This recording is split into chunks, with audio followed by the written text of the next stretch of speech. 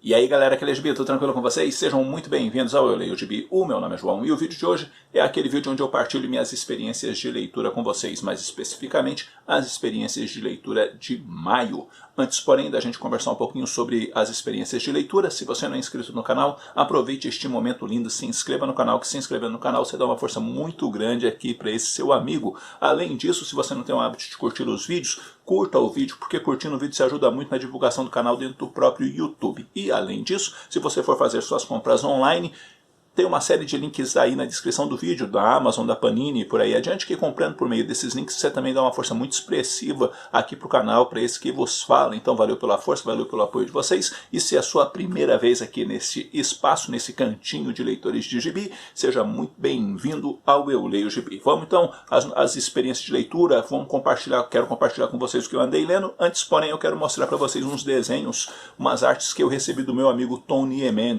O Tom me enviou esses desenhos em outubro do ano passado, mas o envelope saiu passeando provavelmente por todo o Brasil, até que chegou finalmente esse mês aqui em casa. Então demorou um pouquinho, ou seja, mais ou menos uns 8 meses para o correio entregar os desenhos, e então finalmente chegou, né? Ele inclusive me disse: João, esse negócio extraviou, não vai chegar nunca mais aí. Eu falei: rapaz, quando chegou eu fiquei surpreso, inclusive, e mandei as imagens para ele. Falei: cara, finalmente as artes chegaram, e provavelmente o envelope ficou fazendo turismo Brasil afora. Mas o Tom me enviou essa arte bacana aqui do Demolidor, inspirado na série da Netflix, que é uma série bem bacana, principalmente a primeira temporada. O Justiceiro, que tem a sua... meio inspirado no traço ali na época que o Jim Lee também andou desenhando o Justiceiro. E o mais legal de todos, né, enfim, o meu personagem preferido, o Golias Cinza, no caso, o Incrível Hulk. Então valeu mesmo pelos presentes, meu amigo, gostei demais da conta. Vamos às leituras, começando por Júlia, volume 11. E temos aqui um caso bastante interessante, uma vez que um corpo de um velhinho é encontrado todo esquartejado. E por quê? Por quem? O que aconteceu? Esta é a grande questão da trama, onde a Júlia vai procurar, junto com os policiais, resolver essa situação. Então temos ali um contexto de um asilo, e esse asilo está num determinado local, que estão querendo mudar esse asilo de lugar. E acontece então esse assassinato e o que realmente está ali acontecendo. E a gente vai ver que o Giancarlo Berardi não coloca ninguém à toa nas histórias. Então até algumas coisas que parecem triviais ou um acontecimento fora ali dos planos dentro da própria narrativa, ali para frente ele consegue encaixar tudo muito bem e mostrar que ele não coloca nenhum personagem à toa dentro da trama. E quando a gente descobre o que realmente aconteceu, é bastante interessante. E não só isso, tem também um lance aí todo envolto na questão, né, das pessoas que acabam ficando em asilos e tudo mais e esquecidos por completo pelas famílias. Então também tem essa crítica, né, dentro dessa realidade tão triste que acontece e que é bem retratado aqui, muito bem contextualizado pelo Giancarlo Berardi. Enfim, mais uma edição extremamente bem escrita e com um desenho muito bacana de Júlia. Enfim, Júlia sempre vale a pena, galera. Fica a dica para vocês. Li também o Vinland Saga, volume 8. Esse tem resenha no canal. O volume 9 está ali para ser lido. Então, muito em breve vai ter a resenha, tá, do volume 9. Aí o 10 para frente já é outra conversa, né? Mas para o volume 9 ainda vai ter resenha, tá, galera? Que está ali. E eu vou ler muito em breve para poder estar conversando com vocês a respeito desse mangá. Então vai dar uma conferida no vídeo. Li também o volume 9 de Golden Kamuy, e essa edição tem um destaque bastante interessante em cima do Shiraishi, que é o carinha aqui da capa, que ele é o rei das fugas, e vai ser contado dentro da história por que ele tem esse apelido, por que ele ganhou a fama do rei das fugas e tudo mais. E obviamente segue aí a caçada atrás do ouro Ainu, e no caso o Sugimoto com o seu objetivo também de fazer a Shirpa poder chegar perto do pai dela, e entre outras coisas que vão mostrando ali algumas tramas interessantes, já haja vista que também temos aí as peles, né, que tem os desenhos dos mapas e as peles falsificadas, então eles precisam também encontrar alguém que seja especialista em falsificação para poder ajudá-los. Enfim, o Golden Kamuy é um mangá bem bacana e que vale a pena acompanhar, porque tem uma narrativa muito bem trabalhada, uma arte muito bonita e, além disso, tem todo um elemento cultural do povo Ainu que é muito bem aplicado e apresentado, né, que a gente acaba aprendendo bastante, proposto aí pelo Satoru Noda. Enfim, é bacana, compensa a leitura. Eu li também Detective Comics volume 5. Esse é o último volume, né, nessa fase assim de encadernado, porque daí foi para a mensal do Batman. E aqui o destaque recai sobre um arco em cima aí do Duas Caras. E o que está acontecendo, porque o Duas Caras está meio diferente.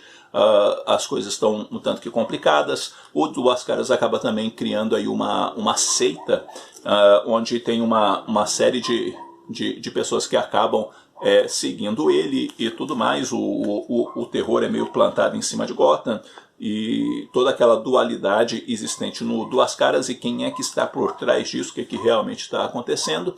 E aí a gente vai ver também que tem aí um papel importante do Coringa nisso tudo. É um encadernado ok, eu não achei ele nada extraordinário não, sabe, não é ruim, mas eu achei um encadernado ok e que aponta aí, né, para a guerra do Coringa. E por conta disso, o Peter Tomasi vai desenvolvendo a história para desembocar, né, na guerra do Coringa. Né? Então tem toda essa questão em torno disso daí. Enfim, como eu disse, é um encadernado ok, nada extraordinário. Se continuasse sendo publicado assim, encadernado, eu até pensaria em continuar comprando quando eu pudesse voltar a comprar gibi, obviamente, mas dentro aí das mensais aí ficou meio complicado, né? Se a Panini uma hora dessa resolver encadernar os volumes, aí eu vejo o que eu faço, mas enfim, aqui completa, né, os 5 volumes dessa série de Detective Comics, que agora fica lá para mensal do Batman. Li também Doutor Estranho, volume 4, A Escolha. E o bacana desse encadernado são duas coisas, né? Uma é o Doutor Estranho acaba sendo curado da questão aí da tremedeira que ele tinha na mão, né, por conta dos ferimentos que ele obteve. Uma vez que ele está curado, ele acaba também tendo alguns problemas na hora de executar feitiços, porque essas mãos curadas não estavam acostumadas com os gestos dos feitiços, e isso causa alguns problemas aí para ele, algumas dificuldades. E um outro detalhe é que a história, as histórias são fechadas, sabe? Meio que igual Tain, embora tenha uma continuidade, cada história ela tem a sua conclusão. E isso é legal porque não é uma coisa que se usa muito hoje, né? Sempre o pessoal está pensando em arcos aí de 5, 6 partes, e 8 partes, 10 partes, sei lá o que. E aqui eles o Mark Waid acaba contando essas histórias em 22 páginas, sempre tendo uma sequência, mas fechando ali o propósito daquela edição dentro da própria história. Eu acho que o pessoal devia usar mais isso, traz um dinamismo para a história que é bacana e também deixa o roteiro mais fluido, mais interessante. E acho que tem só mais um encadernado, que daí ainda pelo Mark Waid, né, onde o Doutor Estranho vai ser o cirurgião supremo, né, porque daí ele vai ter a questão das artes místicas e também a capacidade de fazer cirurgia novamente. Quarteto Fantástico e X-Men, o Menino Impossível, que na prática nós temos aí o Franklin Richards está perdendo seus poderes, o negócio está fora do eixo, e os X-Men acham que ele tem que ficar em Krakoa e o Quarteto Fantástico acha que não. E aparece aí o Doutor Destino achando que quem é que tem que resolver a situação é ele. E o Chip Zdarsky trabalha muito bem o Doutor Destino na história. Eu gostei bastante da abordagem que ele fez do Doutor Destino, com toda aquele ar de supremacia que ele tem e tudo mais. E aí tem os conflitos internos já dentro da própria família do Quarteto Fantástico por conta do Franklin, e as questões envolvendo se ele vai para Krakoa ou não vai, e os elementos que o Reed Richards também é capaz ou não de fazer, né, e se ele está pensando em questões éticas ou não está, e coisas desse tipo. O fato é que uma coisa que chama muita atenção na publicação é justamente os X-Men. Por quê? Porque, assim, do jeito que a gente vai lendo a história, e a impressão que passa, embora eu não esteja acompanhando a atual fase dos X-Men, mas uma impressão que passa muito forte dentro da edição é assim, parece que eles estão ficando babaca, sabe? Meio que ultra mega arrogante, se achando realmente muito superior que os outros, achando que pode fazer o que quer, do jeito que quer, sem responder a ninguém, e uma série de coisas, sabe? Enfim, é esquisito, sabe? É esquisito. Eu não gosto desse negócio assim. Mas eu achei estranho. Enfim, é um grupo muito desentoado daquilo que eu estava acostumado com os X-Men. Eu não sei se vocês estão tendo a mesma impressão, né, mas se você está acompanhando X-Men, fala aí pra mim. Eles estão ficando babaca mesmo ou é só coisa da minha cabeça? Coleção clássica Marvel Homem-Aranha. Esse é o volume 1, né? E foi o único que eu comprei. E também fiz resenha no canal.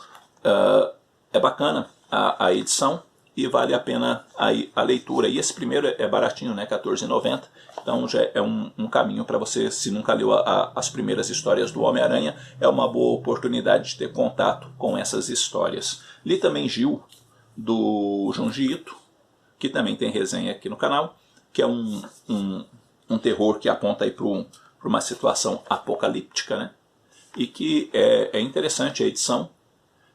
E dá uma procurada no vídeo e confere lá a resenha, porque o Junji Ito é sem dúvida nenhuma o grande mestre do horror no que diz respeito aí a quadrinhos a mangá. Ele faz um trabalho bem diferenciado. Li também Dead World, da Tai Editora, quadrinho do Stuart Kerr e do Vince Locke, que também tem resenha no canal, que é um quadrinho de zumbi que precede, né, o The Walking Dead por aí adiante. E que, à medida com que a gente vai lendo, a gente vai vendo um desenvolvimento bem bacana da história e também da arte, né, por parte do Vince Locke. Então, dá uma conferida também na resenha desse material. Li também Gideon Falls, esse é o volume 5. O volume 6 já chegou aqui em casa, então a Login vai ter a resenha do volume 6, que conclui essa série. E Gideon Falls é bom demais da conta, é uma das melhores séries que eu já li, e é um quadrinho aí de terror e suspense muito bem escrito pelo Jeff Lemire e desenhado de uma forma muito, muito competente, muito magistral, digamos assim, pelo Andrea Sorrentino. E por fim, eu li Joy Hill Dark Collection, volume 1. E aqui nós temos dois arcos de história chamados A Capa. Inclusive, a própria edição tem uma capa, né? E esse símbolo que tem aqui faz parte justamente da capa. E temos aí, para ser redundante, né, a capa oficial do gibi, por aí adiante. E temos, então, histórias que são escritas pelo Joy Hill e pelo Jason C. Aramella, e artes do Zach Howard e do Nelson Daniel. Tá? Então são dois arcos. O primeiro vai apresentar para a gente uma situação de dois irmãos, e essa capa aqui, ela é meio igual o manto de levitação lá do Doutor Estranho. Enfim, ela traz a capacidade para o seu portador de voar. Vai rolar um acidente com esse guri, que está aqui no galho, e aí a vida dele vai assumir um certo rumo, e o cara vai virar um tipo de um cara muito frustrado com a vida dele, e o irmão dele vai para frente, a namorada vai para frente, enfim, todo mundo vai estar indo para frente, só ele que não. E aqui na sinopse, né, chega a falar de vingança e tudo mais, que ele vai atrás de vingança, mas ele não vai atrás de vingança, não, a meu ver, dentro da história. Que ele vai atrás mais nas ações dele, nas bobagens que ele apronta, ele está muito mais para prejudicar as pessoas que, de alguma forma, se sobressaíram na vida e fazem parte da vida dele, porque ele literalmente é um cara frustrado, ele é um cara amargo, ele é um cara que a vida dele não foi para frente, e ele começa a fazer um monte de barbaridade, tá? E é uma história interessante, não é aquela história tipo, nossa, que coisa fantástica, isso vai explodir minha cabeça de tão legal que é. Não, é uma história interessante, é uma história que distrai, eu não achei ruim, tá? Não achei a história ruim não, eu achei a história legal, sabe, razoável para legal. E depois tem a capa 1964, onde vai contar a história do pai desse rapaz, e nessa história ele vai estar na guerra, e ali ele vai passar por algumas situações onde ele vai ser bem testado, e um determinado feiticeiro vai acabar passando poderes para ele, onde ele vai desenvolver essa condição de voo, e ali vai mostrar algumas coisas bem interessantes e algumas coisas pesadas, né, em torno da guerra e tudo mais, e também vai explicar por que depois a capa que o filho dele usa tem essa capacidade de levitação, tem essa capacidade de ajudar o outro a voar, tá? A dar poderes para ele, porque é justamente a edição que vai remeter a isso daí. Primeiro foi feito a capa, né, essa aqui, e aí depois eles fizeram o segundo arco, que é a capa 1969, não 1964, 1969, e aí fecha ali o bloco de histórias. Enfim, é uma edição ok, é uma edição legal, não é ruim, mas também não é nada extraordinário, tá? Aquela edição que fica ali na média de uma leitura agradável e nada mais, tá? Porque não tem nada assim de impressionante, eu diria, na história, a não ser o mau caratismo do protagonista. Bom, galera, é isso daí. Eu vou ficando por aqui. Eu espero que esse vídeo tenha tido alguma utilidade para vocês. O que você andou lendo no mês de maio? O que você já leu nesse mês de junho? Vamos conversar um pouquinho, porque conversar com vocês é sempre muito bom. No mais, eu vou ficando por aqui. Logo eu tô voltando com outro vídeo. Um abraço forte em todo mundo. Até a próxima.